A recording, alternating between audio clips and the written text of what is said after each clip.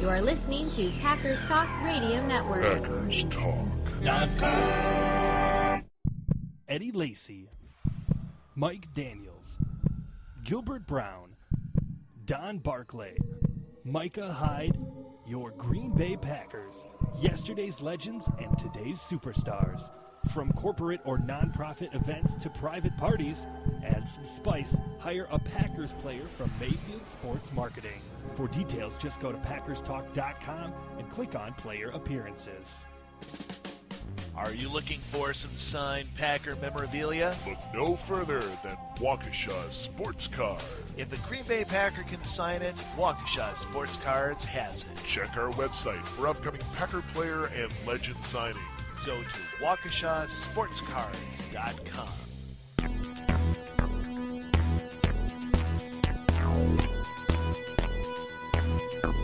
Packers Therapy.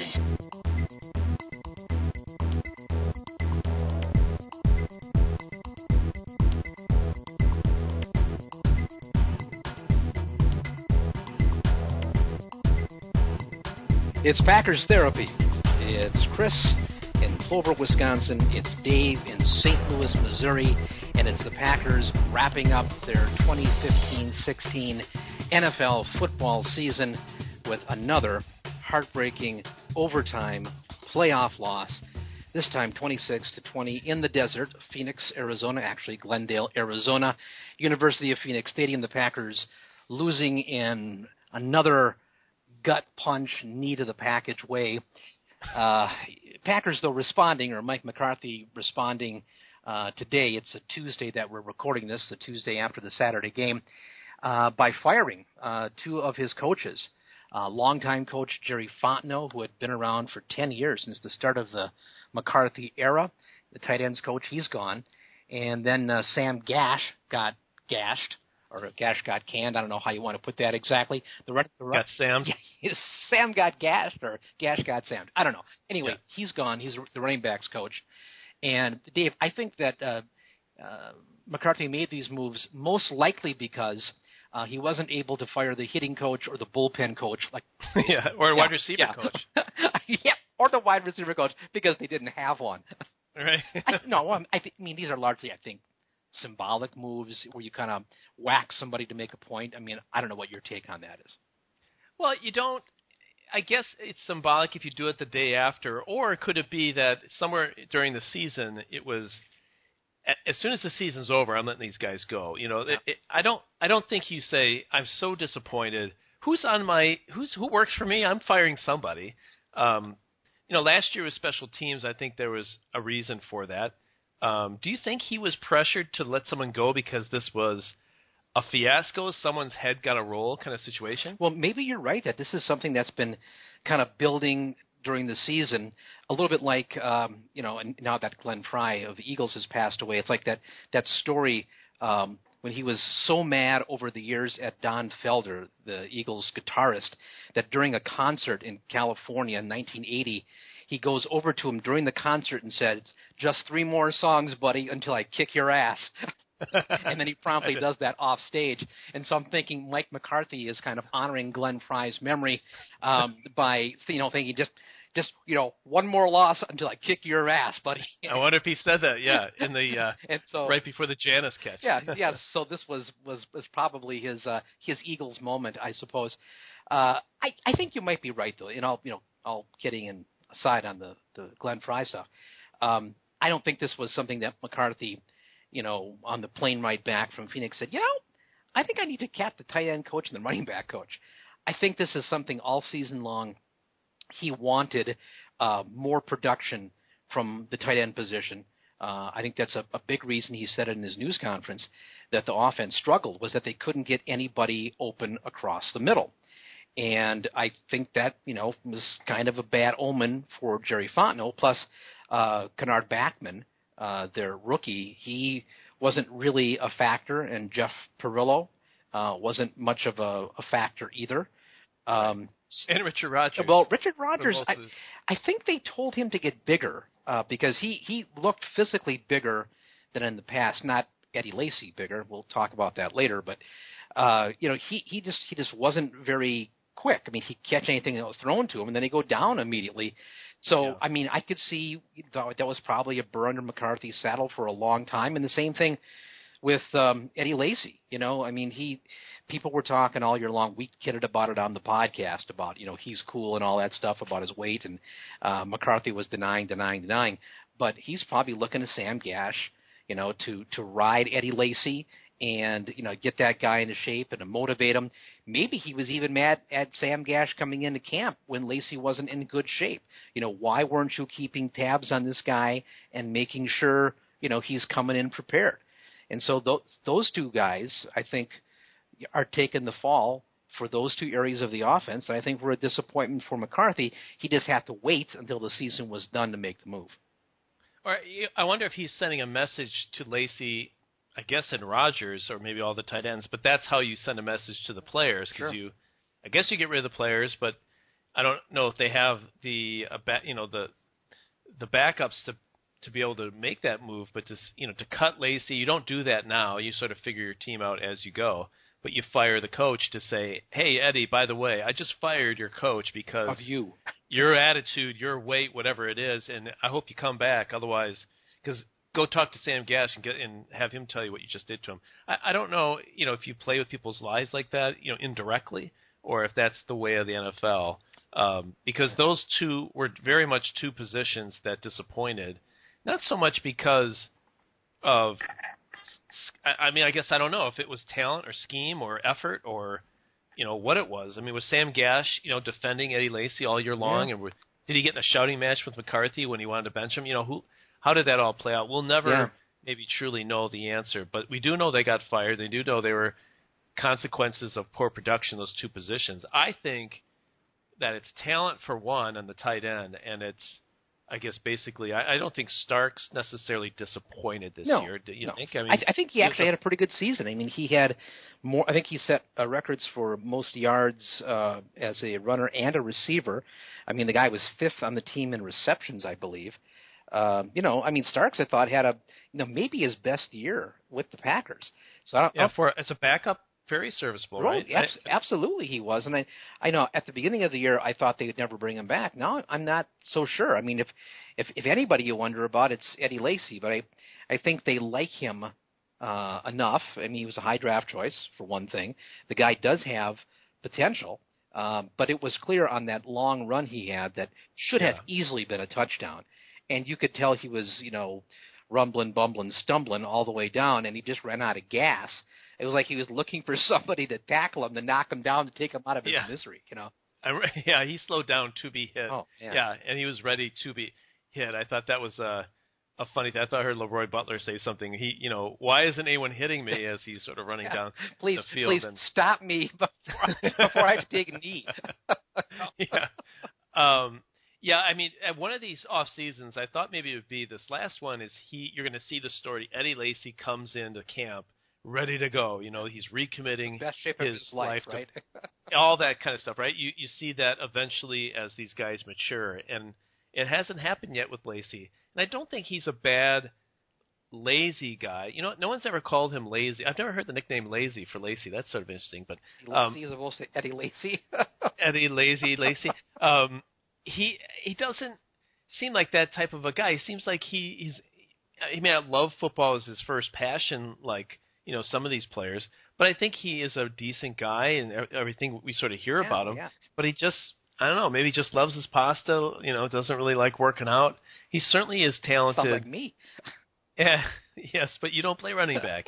And it seemed like he got into less shape as the season went on. That could have been injuries. Right. But, you know, normally a season you'd think you trim up a little bit. And he never seemed to do that. So maybe Sam Gash was sneaking in, you know, some candy bars in the hotel room. Or maybe Sam Gash was his Madden partner and they would eat Funyuns all night. Sam, stop playing around with Eddie Lacy. Yeah. Sam was his connection. Yeah. Yes. Who knows? But I'm glad that they're not. Well, we're ready to tool it up with 10 more draft picks, and we'll line them up again next year. You know, it's something is noticed to be wrong, right? I mean, this team, although they went as far as 8 other teams, and that's pretty good, and they've done it many years now in a for 7 years in a row they've been in the postseason. There's only one other team, right, that's done that, and that's the Patriots. But I gotta say, if I were to characterize this season, I would call it disappointing. This was a talented team, and I'm disappointed, kind of from top to bottom, from Ted to the coaching to the players. It was. I think it was a lost season. I don't know if it always is a Super Bowl season because you need luck to fall your way when that happens. And they were unlucky, just a number of times. So it seems like on the one hand it wasn't meant to be, but on the other, I feel like they left a lot of potential and a lot on the table by shortcomings from the GM and the coaching and the team. That it's a disappointing year. I don't know how you would see this. It was certainly entertaining, but it was entertaining almost like as a dark comedy more than a thrilling adventure story. Every season has its own flavor, and this one I thought was entertaining as any, but disappointing at the end. Well, at the end, we both wanted them to win this game and be playing this weekend. And I'm never going to say that a season's a completely successful one when you don't win the whole thing, but it's not an unsuccessful season either. And we've talked about this over the years on the podcast. I am, I'm 10 years older than you are, and so I remember 1968 through 1991. And I would have done anything for my team to make the postseason and to win a game in the postseason and even to be good enough in the second round of the playoffs to go to overtime. It would just be so freaking thrilling to me. And so there's a couple of things that I'm reminded of here, all right? Now, I know that they have lost 5 of the last 7 playoff, or I should say that's not right, 5 times during McCarthy's tenure. So it'd be 5 out of 8 playoff appearances on the last possession of the game. But I got to say that Packer fans need to get over themselves and stop feeling sorry for yourselves. Do you know how special your team is to have opportunities to be in position to lose 5 games in the playoffs on the last possession? It's like that line from one of the Great Gatsby movie remakes where they're sitting in one of those Long Island restaurants and they're talking about this guy that died $10 million in debt, and one of the characters says, "Do you know how special you have to be to die $10 million in debt?" And that's exactly right. It was true then, it's true now. Do you know how good and how great your team is to make the playoffs that often and then to get that far that they're in a position to lose? I mean, another pop culture reference, I've talked about that great philosopher Mark Oliver Everett, who goes by the name Eels, and I'm devotee of his music, and there's a song that he has, and I'll quote the lyric: "Do you know what it's like to fall on the floor, cry your guts out till you got no more? Hey man, now you're really living." And that's the whole thing. When you get down to getting your guts ripped out, you have this magnificent comeback in regulation, a Hail Mary, 2 long passes, 101 yards to the number 6 wide receiver. They pull it out of their ass, essentially. Now here they are. They have that funky coin flip, and then the defense falls apart. And you're falling on the floor. You're crying your guts out till you got no more. But you know what? That's the real experience. If your team doesn't make the playoffs, you're shrugging your shoulders. You've probably lost interest by December. Instead, we're hanging on every play, and Twitter is blowing up because the Packers matter. It's relevant. It's exciting. We care about it. And I just think people really need to get the hell over themselves and realize how lucky and how special they are to have a team that is perennially in contention and playing exciting football. And don't forget, they broke through 5 years ago and won a Super Bowl. You know that there are teams that have never been in a Super Bowl? The Detroit Lions, the Cleveland Browns. There are teams that would do anything to just have this opportunity and this chance, and we get it every freaking year. And so yeah, we can talk about Arizona in 2009 or after the 2009 season. This game, the Seattle game last year, which is, worse because it was an NFC Championship game, like the Giant NFC Championship game, San Francisco in 2013. Yeah, we can, Aaron Rodgers doesn't see the field the last 3 times that this has happened where they've lost in the last play. Yeah, that's horrible. But our team was there. They were in contention. They were relevant. They meant something. Come on. We shouldn't feel great that the season ended with a loss short of the Super Bowl, or a couple short of the Super Bowl, but we should be delighted that our team matters. And that's my whole deal about all the whining and the hand-wringing and fire this guy and do that guy and we're disappointment. That, to me, is complete and utter bullshit. Well, okay. So I agree with you to a degree, but it's too soon to have that perspective, I think. I would never go to a funeral of someone who's wailing and gnashing their teeth of their husband that just died and said, listen, at least you loved, I'd let them grieve. If the husband died 3 years in a row, like it's happened for the Packers, it's probably okay. We've gotten good at this. Well, you've married 5 times, and you found love exactly. 5 times. Stop crying. Exactly, you should, because you should get good at this after a while. And I think that we've gotten pretty good. This isn't even like last year, which was so many had to happen to have that one, just disintegrate.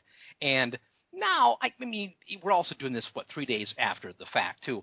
And it's like our team it's not like we've never lost a close game like this. It's 5 times in 8 playoff appearances over the last 8 or 9 years. So, come on. But you had to think at the time, you've got to be kidding me. This has happened to me again.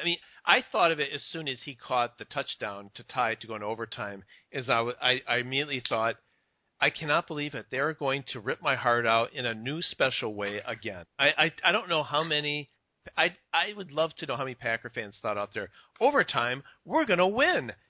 All I could think of is, that it wasn't good enough just to lose on the last play of a Hail Mary incomplete game over.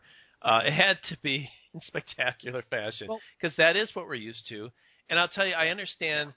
I guess I would make your argument a little bit different. Is if you had to choose between like a roller coaster type life or just the boring Sunday drive, I think a lot of people would choose one or the other. But I would choose the roller coaster. I'd rather take higher highs, even if that meant lower lows. But if you live in the lower lows for a long time, Jacksonville isn't getting the high highs, but they're definitely not getting the low lows because they don't care. They don't. But they're always in the low lows. They've never been to the Super Bowl. Well, I guess you could say, but if I'm a Jacksonville Jaguar fan, I might be somewhat interested in the season. You might be all alone if you're a Jacksonville Jaguar fan. That's true. But on a Sunday, I'm probably doing something you're else. You're one of 20 dozen people who are watching the game, But I reprioritize my life, so I don't really care that much if they win or lose. We're here, and I think a lot of people that listen enough to or care enough to listen to a podcast about the Packers, they live and breathe and die the Packers in a lot of ways, and so they get their emotions caught up. And when you keep pounding it and going through the low lows over and over and over again, and these aren't little lows. This isn't a short, we almost won and we lost by 3 points or we got blown out. This is finding new and cruel and unusual ways for us to lose. And I think you've got to give people a little bit of time to be able to kind of hash that out because they do care. This is worse than last year? I don't think so. No, I think it's worse than most teams have to experience. Well, but Minnesota. This is why I disagree with that. Okay, is because our team. It's not like our season stopped mattering at Thanksgiving. How is this worse? We won a game in the postseason. We won 11 games during the year. We had the chance of winning this one, probably, maybe even coulda, shoulda, woulda, And there's some reasons I want to talk about why very easily could have won this game.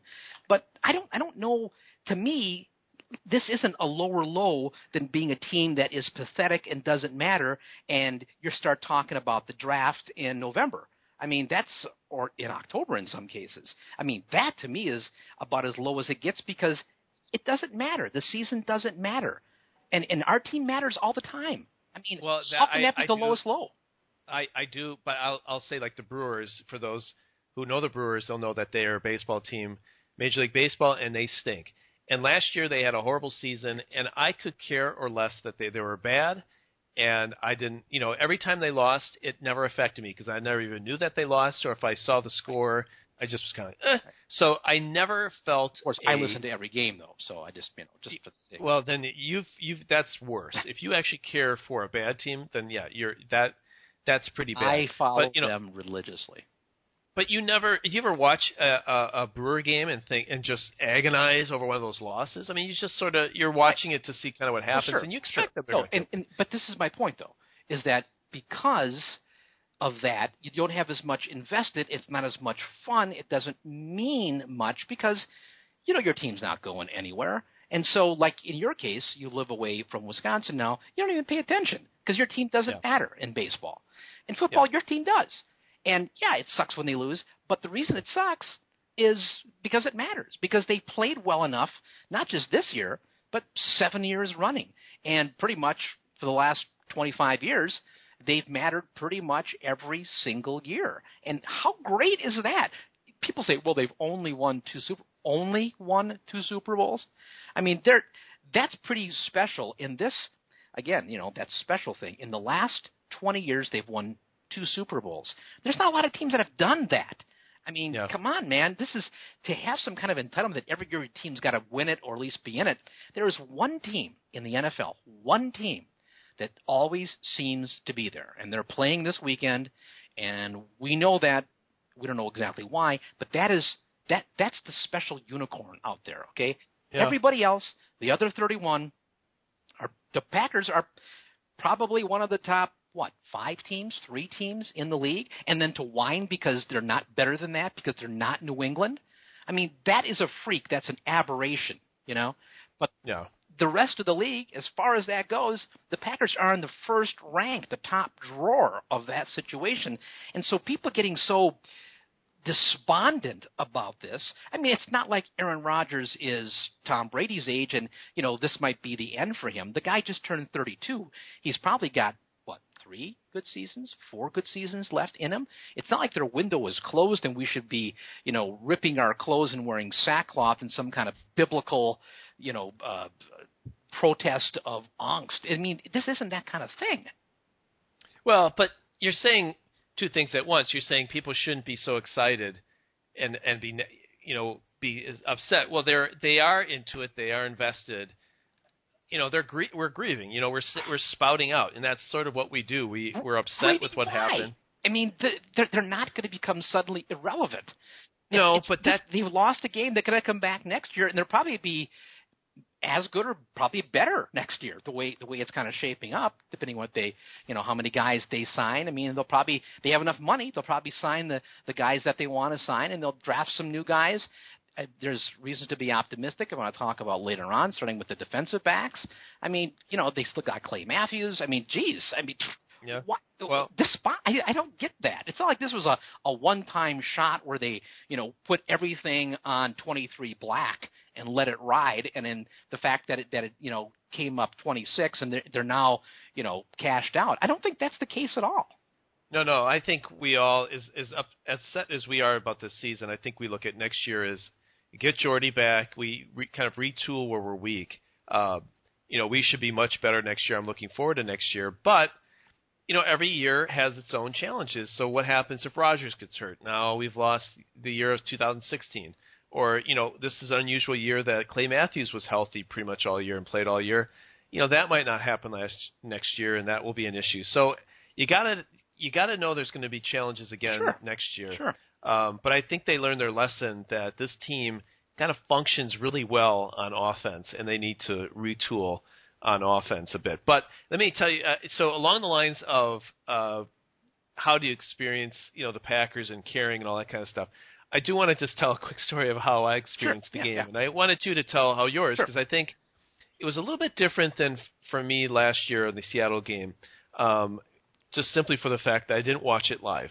And I might have mentioned before that every Martin Luther King Day weekend, which is a holiday here in the U.S., my son and I have picked a city. It's our 3rd year that we've done this. We picked a city, and we just go and do the thing you do there that a 15, 16-year-old boy would like to do and what I'd like to do, which is pretty much the same thing, and just experience the city, spend time together, whatever.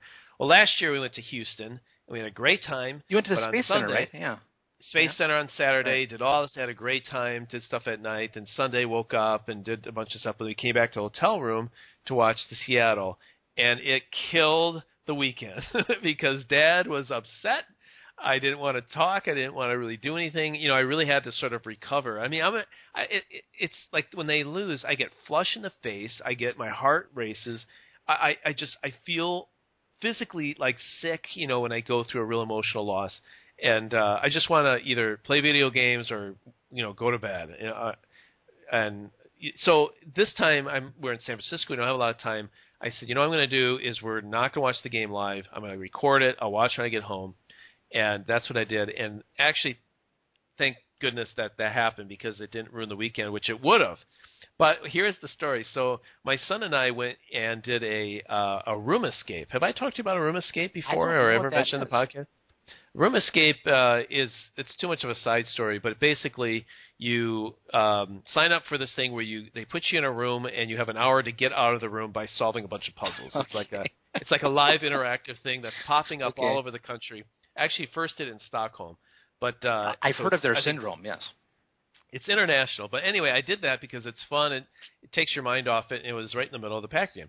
Well, as we were done with the room escape, I looked at my phone and I didn't turn the alerts off, and it said Packers are winning 13-10 with 4 minutes left in the game. And I looked at Ben, and I had thought with 4 minutes left in the game, the score would be, 220-0 at that point. So when it was 13-10, I looked at my son and said, "You'll never guess what, the Packers are winning." And I said, "But I'm not going to do it. It's close enough where they could still disappoint me, so I'm not going to watch and look on the phone." So we tooled around and did some stuff, and we're in the cab going back, and it had been a good 15 minutes since I saw that. And I said, "Ben, I want you to look at the score." I said, "I want you to look at my phone, tell me how much time is left, but don't tell me the score." So he looked at it, and he smiled, and he said, "The game is over." And I said, "Really?" I said, "Who won?" He said, "The Packers won." I was like, "Yeah!" And I looked, and the score on my phone said 20-13, Arizona. And I said, what? And Ben said, "Wait a minute, look." He said, "Oh, shoot, I was looking at the wrong thing." So he wasn't fooling with me. He just, I don't know, he looked at the thing wrong. So I actually thought the Packers won for about 5 seconds, only to have my dreams dashed to see they're losing by 7 5 seconds after that. You can tell Ben that I've got that $20 I'll send. I mean, I just wanted to cry. So then we get back to the hotel in the lobby. There are people all over the TV watching, and all of them were Packer fans, by the way. And we get to the very last play of regulation, and I said, "I'm not watching this." And so I walked to the room. We get in there, and I said, "Well, I'll turn it on to watch." And it must have been a long time out there because I got to the last throw, and Janice caught the touchdown. And I thought, "You've got to be kidding me." All this, I saved it, and now I'm watching, and now I think, all right. I said, "Ben, we're here. We're in for the night. Let's go ahead and just watch the rest of the game." 3 plays later, the game is over, and we lose. And I thought, what? I did exactly what I didn't want to do. I got someone invested in the game, and I watched it live to see them rip my heart out. It was almost like it did it for me. They crushed my dreams just in a way that were waiting for me to do it. But I don't want to embarrass you now, but I want you to tell people what you told me in the beautiful email that you wrote following up on that. I thought you nailed it, Dave. So we talked, and we sent text to each other kind of what was going on, and I talked a little bit. I didn't watch it live, and I told a little bit of it, and you said that you were very disappointed, but you were able to enjoy the game because you were able to watch with both of your sons. Mm-hmm. And I thought, on reflection of this, and I was not as mad as Seattle. Seattle, I wouldn't have been able to compose myself to write anything. All I could see is red. All I could do was just not to kill everyone that I saw. But after this one, since I didn't watch the whole game, I said, in hindsight for both of us, I think we both experienced a good night because we both spent time with our sons. And, what really mattered for me, I spent time with my son and had memories. You had time with your sons and you had memories. And I said that in the long run will make a lot more difference than, a bunch of guys in Arizona that we don't even know. Right? I mean, at the end of the day, I don't know. If I met Aaron Rodgers or Clay Matthews, I might think these guys are the biggest jerks of all time. And yet, when they win or when they lose, I feel like crying. Right? Exactly. It's so strange, right? It is crazy. I don't understand how we can do that. I mean, we cheer for the jersey. We don't cheer for the person. I guess I know the answer to my own question. But really, when you think of it, and that's why I didn't watch it. I didn't want to blow 24 hours of really a lot of fun with my son, which I think it would have been. That is more important, experience more important. If you can watch Packers with your spouse or your family, your friends, and kind of have the up and down with that experience. And the Packers themselves, like, screw those guys, right? I don't even know Eddie Lacy cares if they won or lost. Certainly his weight doesn't show me that he cares. Otherwise, he'd be working out. He'd be doing something different. Exactly. I certainly there's something going on with Rodgers and Jeff Janis, because I just saw a game where Jeff Janis caught 7 balls for 145 yards and 2 touchdowns, and he didn't play all season because of what? He's not in the right place all the time? That means, or Rodgers doesn't trust him? I mean, what are these morons doing? So why do I have to feel so emotionally invested with either guys I don't know, guys who may not care, or in some cases I think a bunch of idiots? Yeah. Why do I sort of put myself at risk to care that much? But it's pretty hypocritical for me to say that at the same time, because I have a Packer podcast. So hey, you've got a Packer podcast, and you got shares of stock like I do, which are going to be handed down to my sons when I'm gone. Half my wardrobe is Packers. We're kind of in the same boat that way, But, for me, my younger son lives in Austin, Texas, and he was visiting us here in Wisconsin. So I had both of my sons with me for this game. I usually have just the older guy. So I had them both there, and, the younger son's not the fan that the older son is. But he digs it. He gets into it. He's got wry observations. He's just a fun guy to watch with. Real different than watching with my analytical older son. My younger son is a lot more just, he makes a lot of interesting observations about the game and all the players and stuff. So, before he moved away to Austin, when my older son was at college, I used to watch all the games with the younger son because he was around more in those days. We watched both the Badgers and the Packers. So I got a chance this time to have both of them from their different perspectives of fandom together with me. And I had so much fun with those guys for those 3 hours. I mean, they're both great company in very different ways. But having them both with me was really, really great. And, yeah, I mean, we've been watching games when they were little. I mean, we watched the games together and stuff like that. So this has been going on for, 20 years that we've been doing this. And, it's a lot closer to the end for me than the beginning, right? So these kind of things, because I know they're not forever, are what really matters. I mean, it's really the kind of the takeaways and that sharing of experience with my now adult sons. And, I'm so glad you went to San Francisco and you enjoyed the heck out of it with Ben. I think that's what this is about. And then you guys, you came back at the end and got to have the heartache together, which is a different kind of bonding experience, but still really cool. And I just think, it's what we do. We talked about this after the Seattle game last year. Sports is the thing that a lot of us do to get us through all the other stuff that's really hard for us. I know it's certainly that way for me. I think it's that way for you. It is the reprieve. It's the thing you can think about at night when, maybe you got troubles during the day, but you sit around and you think about what kind of roster moves are they going to make in the offseason. And you think about that, and pretty soon you relax and you fall asleep, So that's why I hate the fact that they lost. Yeah, I want them to be playing, this weekend against Carolina. In fact, I actually was hoping they'd play this weekend against Seattle at Lambeau Field. But be that as it may, I want them to be there. But the fact that they're not, I have to remember what this is all about, And the reason we started doing this podcast in the first place, because we like to talk about the Packers.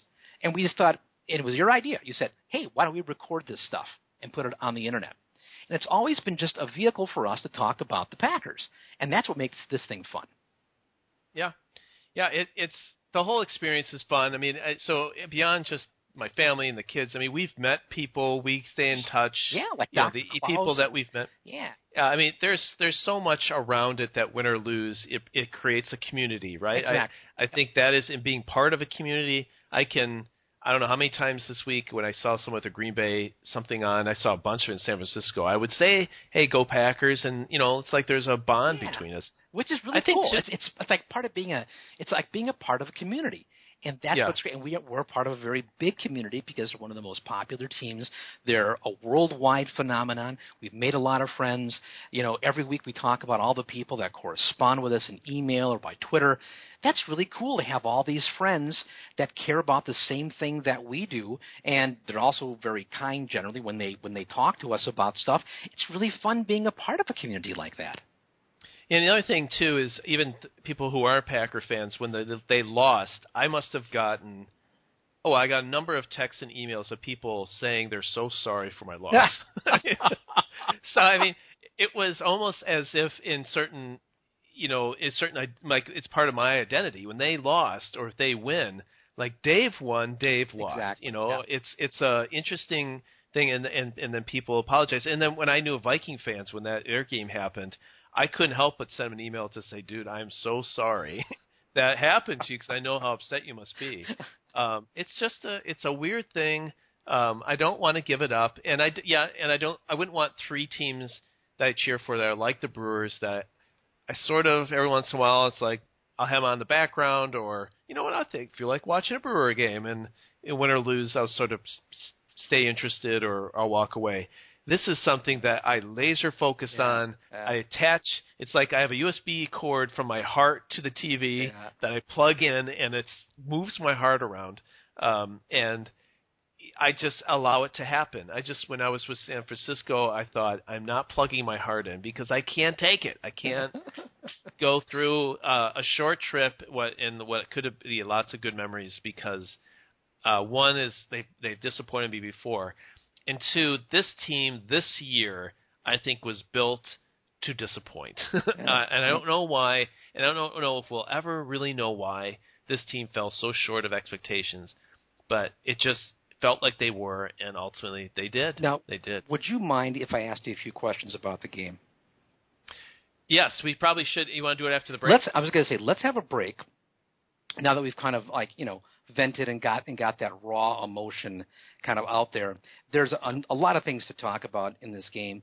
And by the way, I want to warn people that when we take a break, you should take a break. You should stop the podcast, take a break, get something to drink, get something to eat. This is going to be a long podcast because stretch your arms and legs out. It's very likely going to be the last podcast until the exhibition season, or what they call it now, the preseason. I'm sorry. The preseason starts in August. So we're going to go long. Next segment, we will talk about stuff that happened during the game. Then after that, we're going to talk about things that we looking ahead to the off season, and then we're going to do some pop culture after that. So this is going to be a long one. This may be the first of two breaks. We'll have to wait and see how it plays out. But anyway, we're going to be back. We're going to take just a second, do some recalibrations.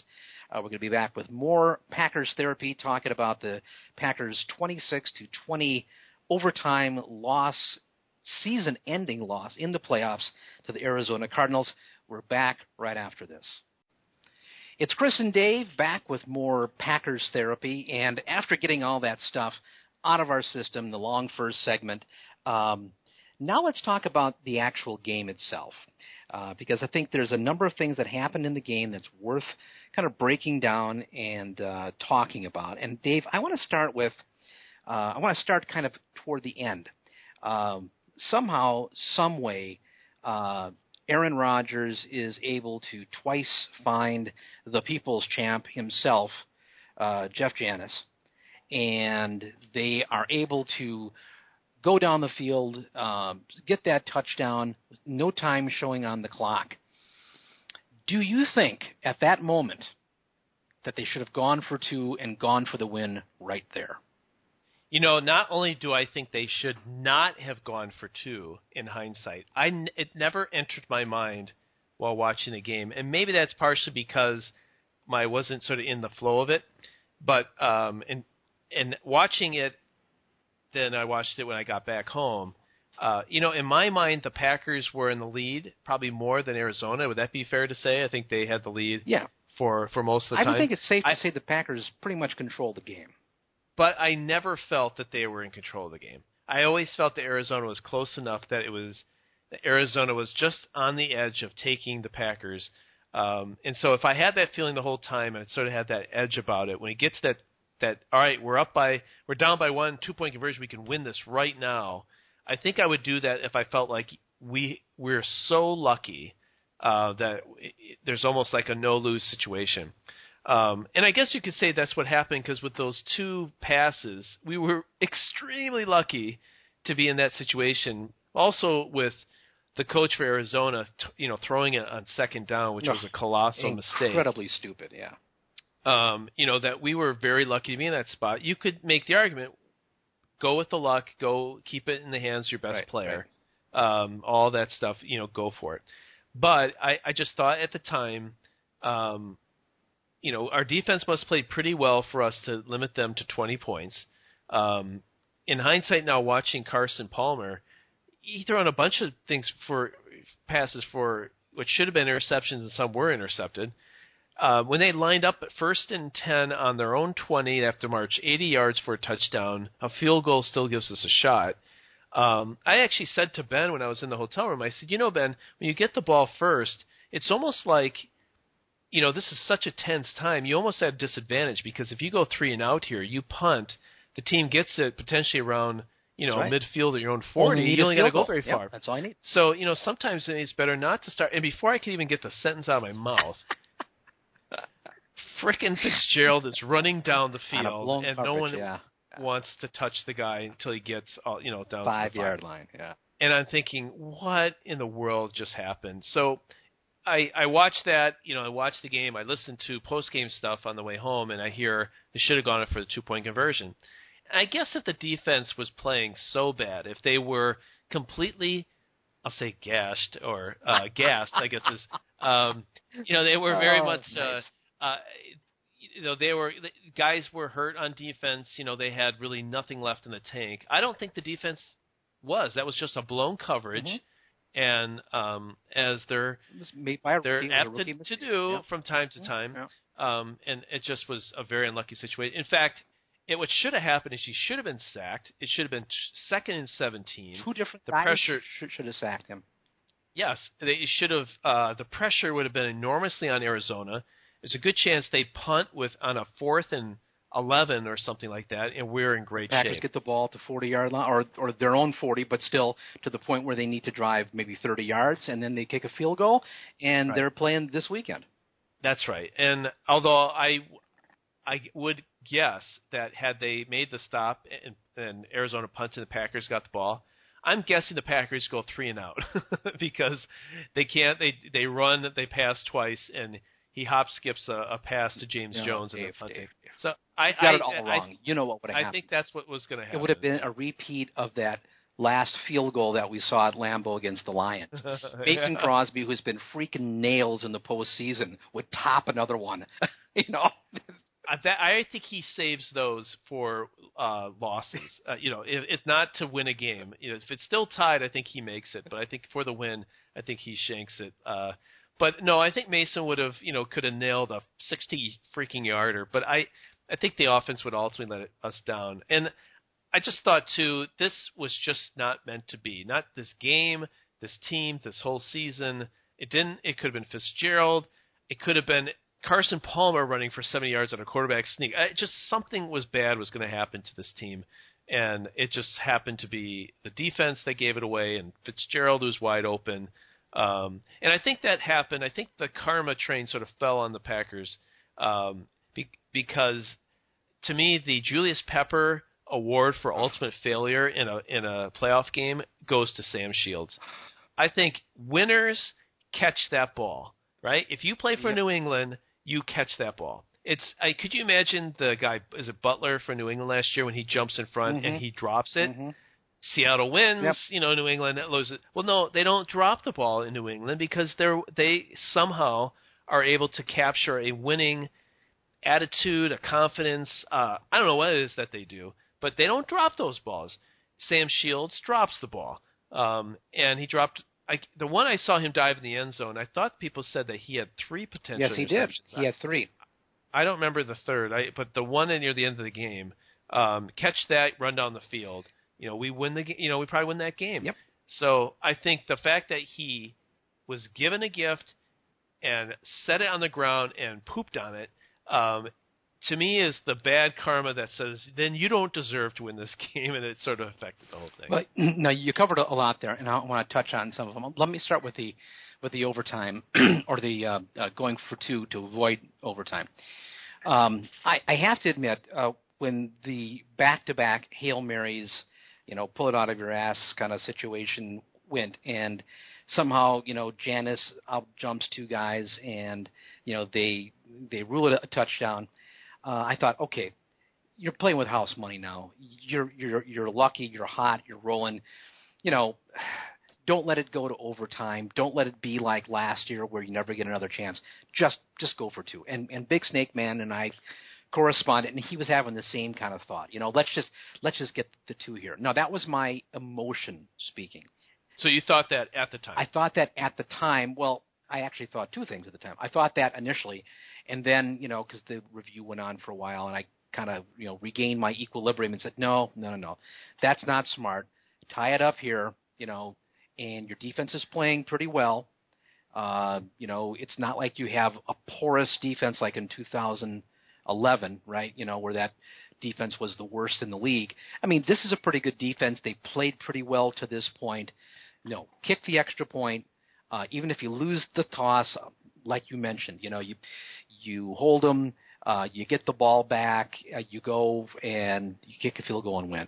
I was feeling that was the smart thing to do. My gut told me initially, go for 2, and then my head overruled and said, no, this was the right thing. I had a moment of panic, though. I thought, is this the one time this year Mason Crosby's going to miss an extra point because he had this perfect all yes, season? I thought that too. And then, okay, good. He made it fine. We're going to overtime. Yeah. And then there's the whole question, and I want to get back to Sam Shields, but I got a lot of chatter, or we got a lot of chatter after the game on Twitter about should the rules be changed to make it so that each team gets the ball. Now, Guy in London was unambiguous in his feelings about the fact that the rules need to be changed. Both teams get possession, and also our team physician, Dr. Klaus in Norway, same thing. He thinks that both teams should have been allowed to get the ball. I corresponded with Klaus, and I think you were a part of that. And I totally get why a field goal should not decide a game in overtime like that. But a touchdown, I mean, there's something, if you allow a team to go 80 yards and score on you, I'm not sure you've earned the right to be able to get another chance. Yeah. I know a lot of people don't like the college, get the ball in the 25 and all that. But at least then both teams get a chance. It's a different kind of, back and forth that goes on. And if both teams score, you play it again and all that kind of stuff. And when we were with Klaus in Stevens Point in October or in November, we watched a college game that went just like that. I thought it was pretty exciting, to have that kind of situation, and it seemed to be more fair. NFL will never do that. But I don't think, from my perspective, that they should change the rule so that both teams get an opportunity. I think if you can't keep the opposition from scoring a touchdown, not a field goal, a touchdown, then I think you probably have earned the right to lose the game, even if you don't get a possession. What do you think? Yeah, I do. I think that I guess I lean more toward I think what I want to get away from, I think that's what Guy's and Klaus's perspective is that let's say you have 2 teams that have horrible defenses. Their offenses is just a track meet. Score. You get to overtime, and then the coin flip actually makes a huge difference in the game. Right. That, and I get that. I mean, if the Packers had won the coin flip, and then score, maybe they would have scored and then they win. So everything had to hinge on a coin flip. I mean, you have all season, all preseason, all the injuries, all the work, and it comes down to a coin flip. That does seem pretty crappy. Yeah. But, coming from guys who feel that soccer's okay with not having a actual clock and not knowing how much overtime is left in time, that's insane. You change soccer before you change football. Let me talk about Sam Shields because you touched on that. Oh, wait, but can I say one thing please. before the two-week version, too? Is the fallacy of saying, I want to put the ball in the hands of my best player at the end of the game instead of my defense. The problem with that is when they would, on a two-point conversion, they're passing, right? There's no way they're doing a John Kuhn up the middle, which imagine what that would have been like if they actually went for two and Kuhn got stopped for no gain. Right.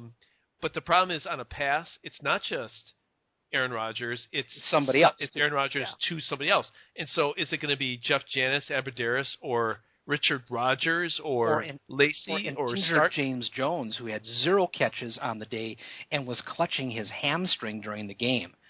Yeah, that's another reason why I was a little dubious about going for 2 is, you got Eddie Lacy, who's probably still tuckered out from that run he made.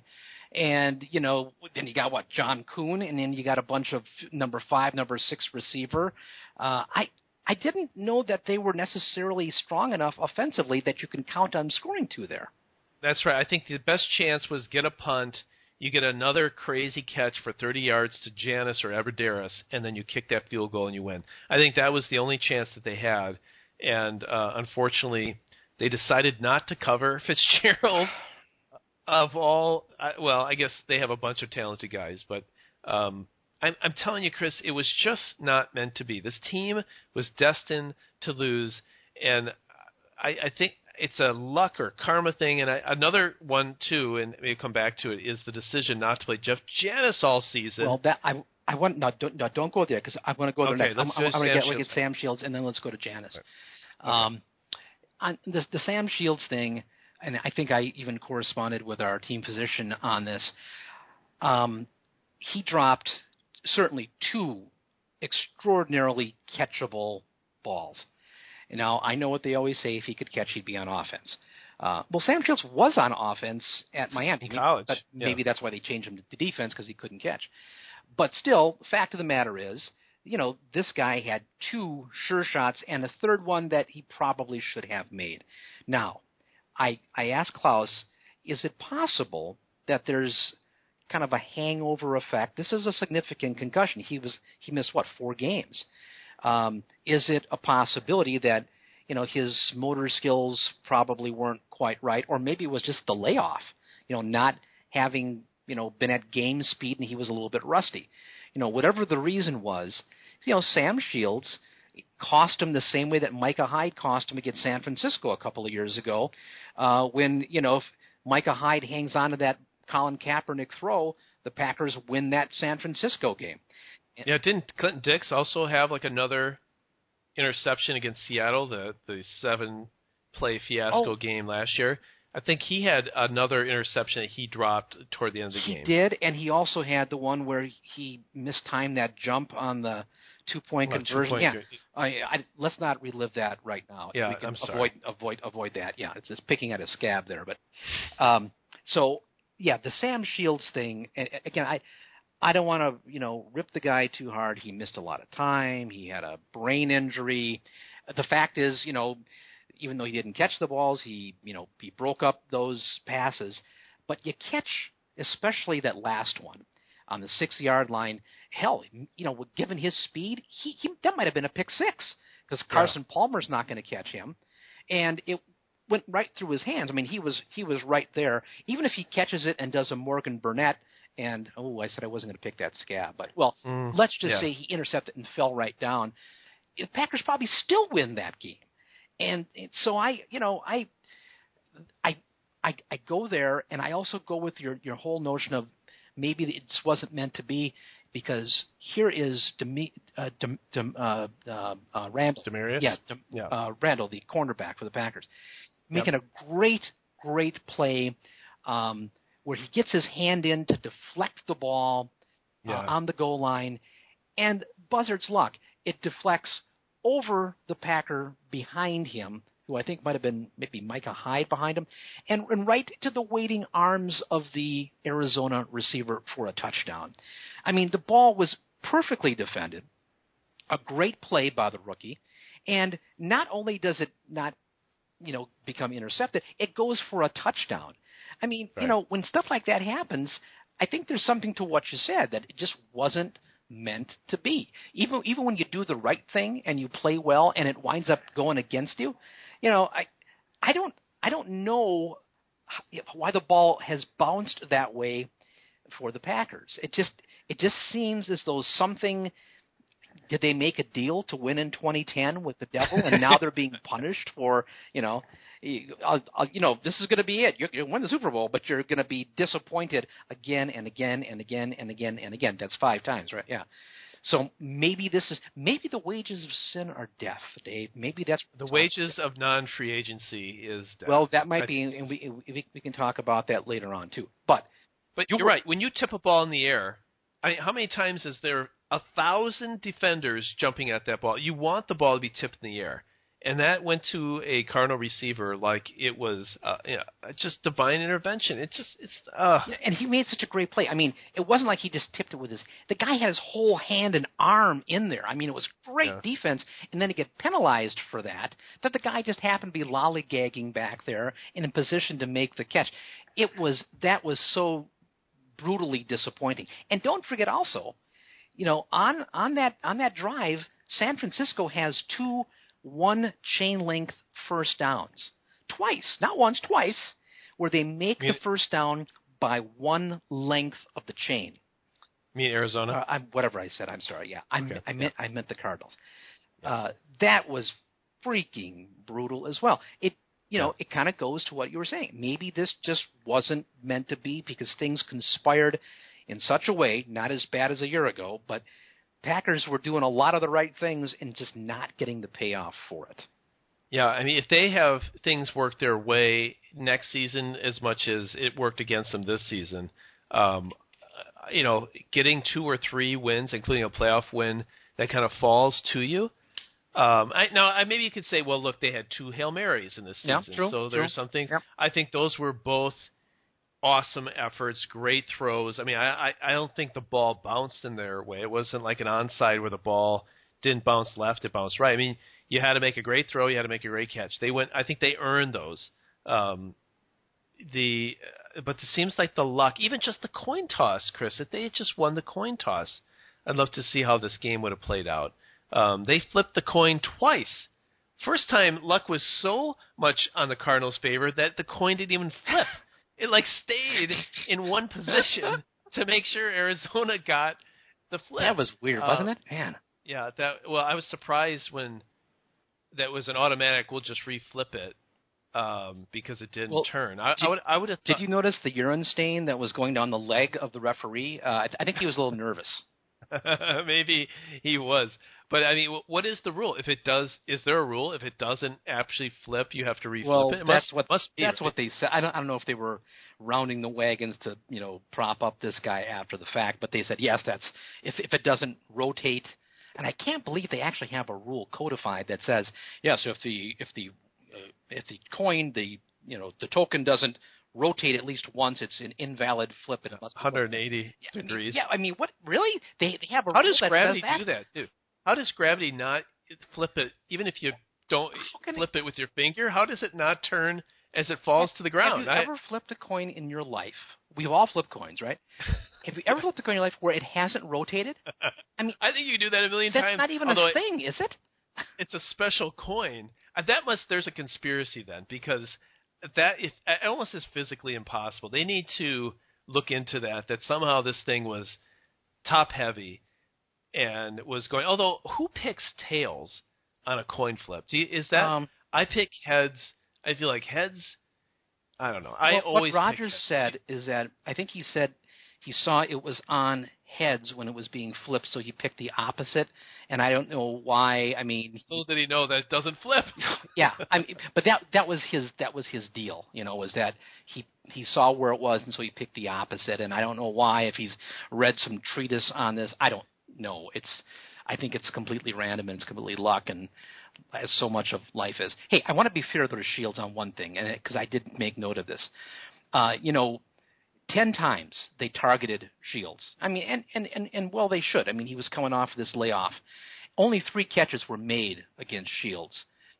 So that should be good. And one of those was on that free deflected ball, the one that Demarius Randall broke up in the end zone, but somehow Michael Floyd was, just happened to be standing by there, Yeah. So, I gotta say that was certainly certain luck was conspiring against them again. And I'm not exactly sure why, but it wasn't meant to be. And that's hard to swallow, but it certainly does seem to be the case that it wasn't going to happen. They did a lot of the right things, and they weren't getting the payoff for it.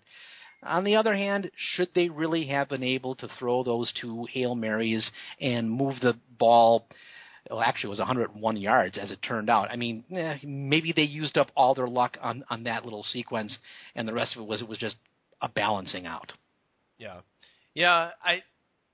It's getting more frustrating the more I think of it. But can we kind of go to Jeff Janis? Let's talk about the 2 faces of Janis. Now that's a little Roman mythology thing there. Janus, the god of beginnings, transitions, gates, doors, passages, and Janus, the 2-faced god, is also the god of endings. Oh, yes, is that yes. really? That's because I know Janus Funds is that's got kind of a 2-face as their logo. Exactly right. So we should talk about. But it's Janus, right. not J.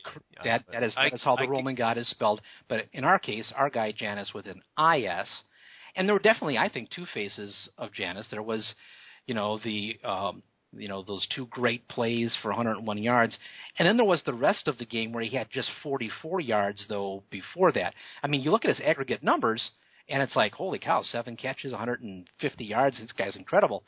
But, until that last sequence, he was okay, but he wasn't really any better than Jared Abadaris. Well, he's the best. He was better than what they've been running out through all season. Because I'm looking at, and I know guys were hurt, but, all they did all season was James Jones and Randall Cobb, was spitting Devontae up Adams, yikes. and Richard Rodgers. And all I see in the most important game of the year is Richard Rodgers on the stat sheet with 5 catches. 2 guys are hurt, and 1 guy, I guess, was hurt or just completely ineffective. How Jeff Janis did not make the field, even just to say, and we said it, people on other podcasts said it, people on call-in radio said it, writers, why not put him in there when people are playing man-to-man with 1 high safety to kind of take the top off the defense? Well, we were led to believe it's because this guy is either can't catch, is dumb as a rock, can't figure out how to run a route to save his life. Well, it may be there's a couple plays there where he was out of position and Rodgers thought one thing or the other. I can remember at least 1 throw where they were just off. And of course, I think, the one in the end zone you're talking about where he didn't, come back to the ball, but he kind of ran toward the corner and Rodgers threw it in front of him.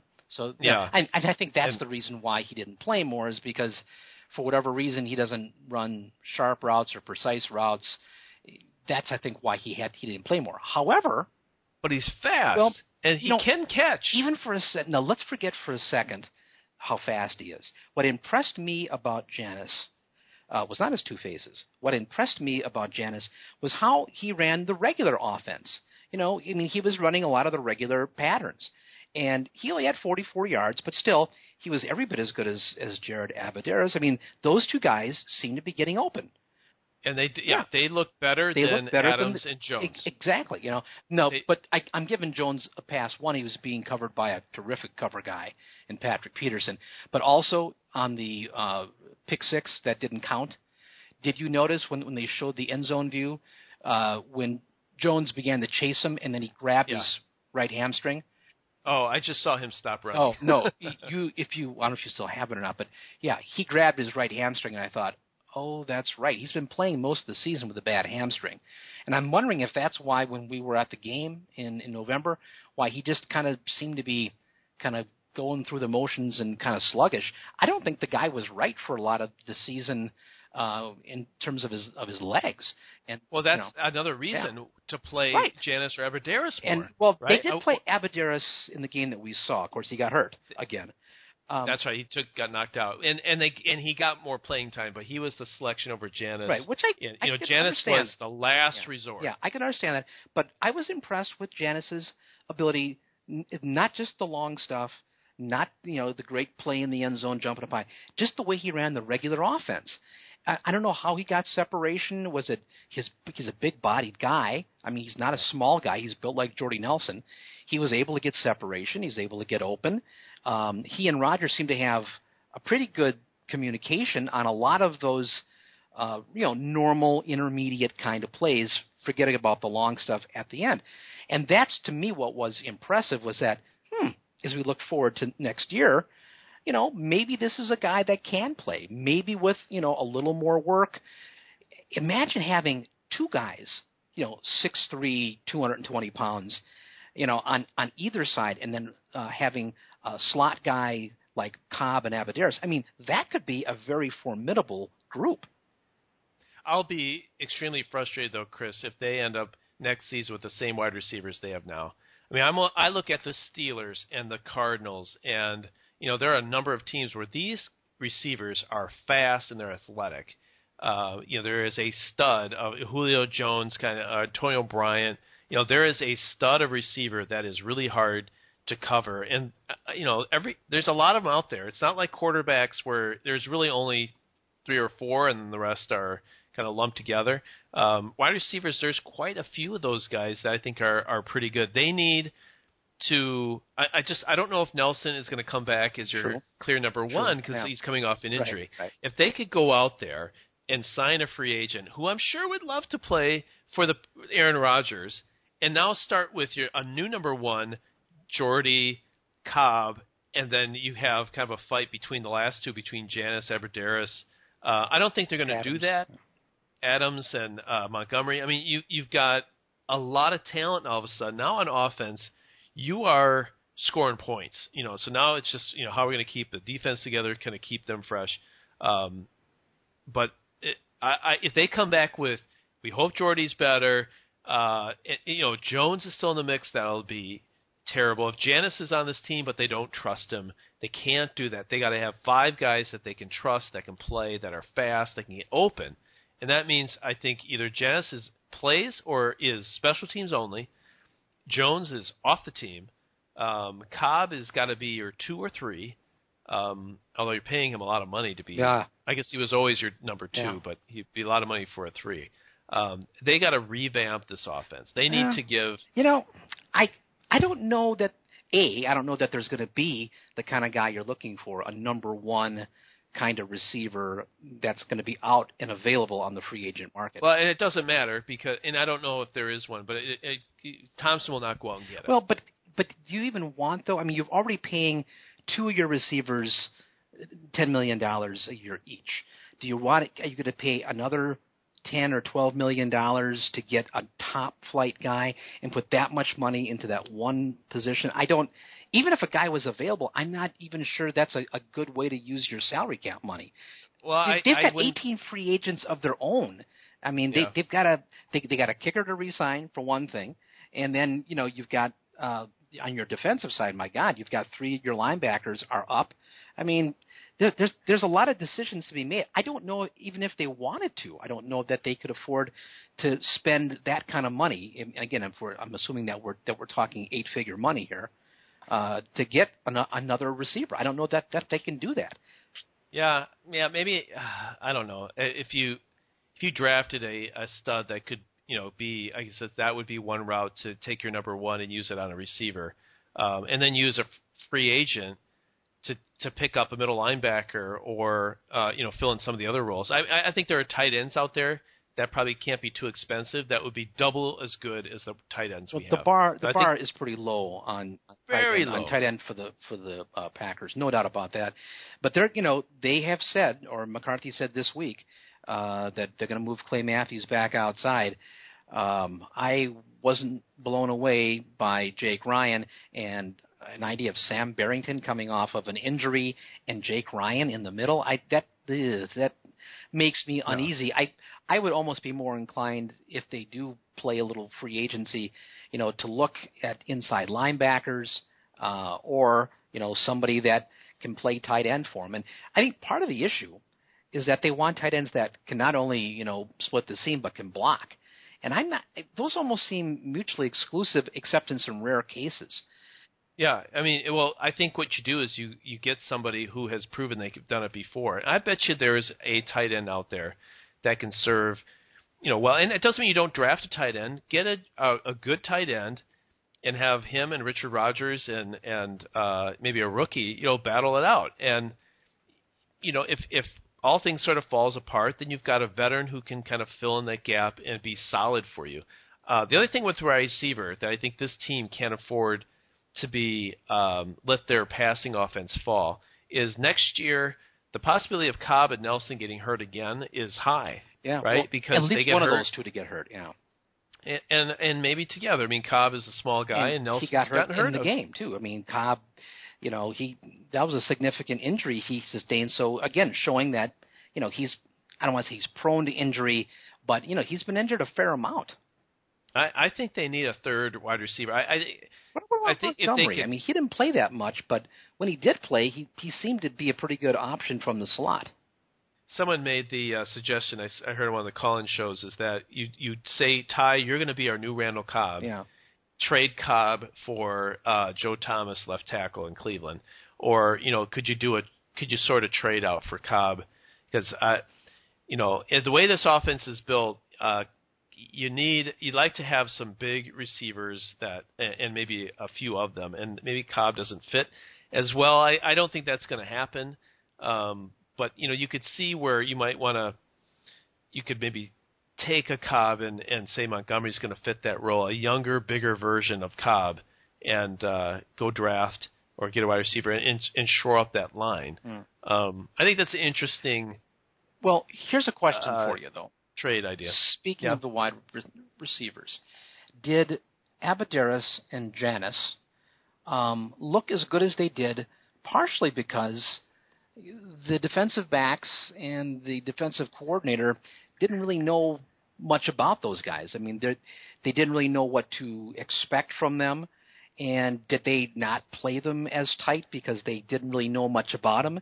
And when there's more tape available on them, will defenses be able to shut them down the way they shut down the rest of the Packer wide receivers this season? I mean, in other words, even though those two guys, their play was encouraging, but was it a fluke just because no one really knew how to shut them down?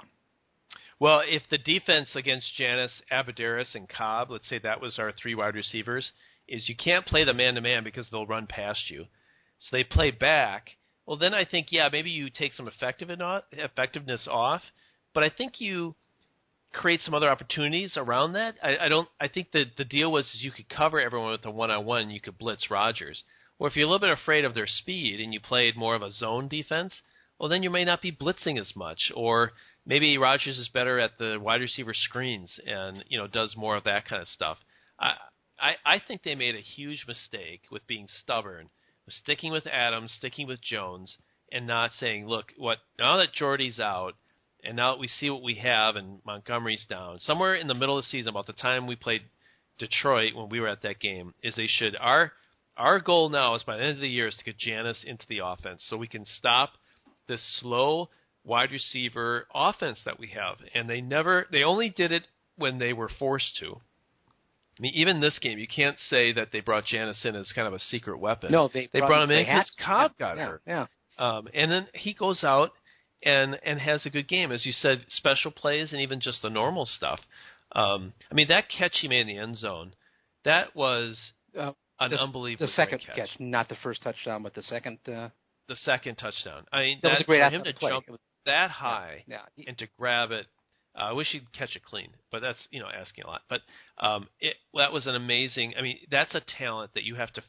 You don't sit there and say, "Listen, if you can't figure out the offense, we have nothing. You'll just return punts or you return kickoffs. You find a way to get that guy in the field. You don't run plays where he's got to make decisions. You just tell him, Jeff, when this is the play, you go here and then you go there, or you just go deep or something." I cannot believe what a colossal failure that was, is to stick with Adams, stick with Jones, and not play Janis. I'm not sure I agree entirely. I mean, there was a point in the season where just kind of mix it up and see what you got there. I wouldn't go so far as to say it's a colossal mistake, because I don't know exactly what the decision-making process was on that. I mean, it very possibly could have been not even the coaches as much as the quarterback was saying, I don't want that guy on the field. It might be, but it's one of those two things. And either one of those, if it's the arrogance of the quarterback, which troubles me because he can run the team now. That's the way it is. I mean, Brett Favre did the same thing. I mean, we've talked about this, Dave. The longer Favre went on, the more he became the focal point of that team. And I think the same thing's kind of happening.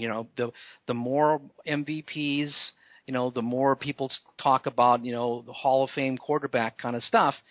That guy's got power. He's going nowhere. He's got a contract, and you've got to work within that structure. So it's a blessing and a curse. It's a blessing to have a guy with that kind of talent. I mean, a guy who can make the throws that Rodgers made down the stretch. But on the other hand, he has an astronomical amount of power. And, you're a boss at where you work, and I'm a boss where I work. And, we make decisions, but we also know that we have to make decisions that are going to put the people who have to execute in a position to be successful. And if you have a middle manager who is trying to deal with a situation, and they say, I don't want Jane to work on that project because she's dumb, you're not going to say, well, I'm sorry, you're going to have to work with Jane. I mean, that's something you can do, but it's probably not going to work out so good. And, the thing is that unlike us, if we have a middle manager, we might be able to fire that person if they're not going to do what we say. NFL, Aaron Rodgers, you're not going to be able to do that. And, it just doesn't work that way. It's not like our situation, where we can tell people that they have to do things and maybe, use the leverage of their job. But you can't do that with a guy like Aaron Rodgers. I think that's a mistake. I don't agree with that. I think the circumstances around them as the offense is literally falling apart, that they have – I don't know if it would have been the solution. It was a solution that really everybody paying attention could kind of see that, look, you got to give this guy a shot. You can't keep running the same old. I don't care what the quarterback says. And that's when I kind of the training point for Favre was, is he brought McCarthy in to kind of say, we're not going to sling this thing around all over the field. That's what Ray Rhodes did. I think you've got to get in front of Rodgers to say, you were running this team this way. It's for the best of the team. And you're going to have to check your ego at the door and just play ball. I don't remember Rodgers being disappointed that Janis caught the 2 catches. He cheered just like everybody else. So it's either, Rodgers' influence or the coach's stubbornness. Either way, it's just, I think, such foolishness. At that point, Dave, he had no choice. What I'm hopeful is that, other than the one pass in the end zone, that Janis wasn't where he was supposed to be, otherwise, they seem to have some rhythm going. And what I'm hoping is that Rodgers will take that into the off season with him and say, there's a possibility here. If we can spend some time maybe in the off season kind of working on this stuff, going over some film together, that maybe that this is a situation that actually could work out for them. Maybe it took, how it is. Sometimes you don't want to do something, but you're forced to do it, and you find out, that's not so bad.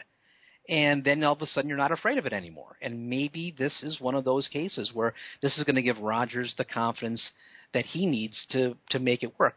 Because I'm not convinced that this was necessarily all on the coaching staff, on Clemens or McCarthy or anybody else. Van Pelt, I guess, was kind of doing the receivers as well as quarterbacks this year. I think a big voice in that discussion was Rodgers, who we learned was spending Tuesdays with the coaching staff working on game plan. I don't know if you heard that or not. No, I didn't. Yeah. Well, one of the things that he was doing instead of his radio show was that he was getting together. I think this actually made the change when McCarthy took the play calling back. Rodgers was a part of those Tuesday game planning meetings. Well, he has a loud voice in what they do. Well, I don't know. Well, you saw what happened when Janis played. It was literally the offset to what we needed. I mean, it's like, well, we wish we had some speed with the receiver, And meanwhile, you got a guy sitting on the bench who is playing his butt off on special teams. Mm-hmm. That, again, that you don't get that chance. Who knows if you could have had this happen 5 weeks ago, build up confidence, build a rapport, have their offense, have now Arizona's game planning, and it's opening up the middle more, or whatever it is, the running game.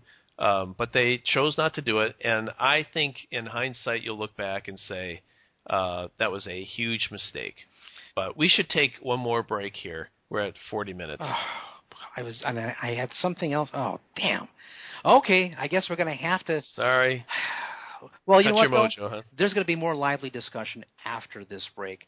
We are still breaking down the sad, disappointing, frustrating Packers playoff defeat, 26-20, loss to the Cardinals in Arizona. Packers season is done, but this podcast is decidedly not done. One more break, and then we'll have one final long segment for you right after this.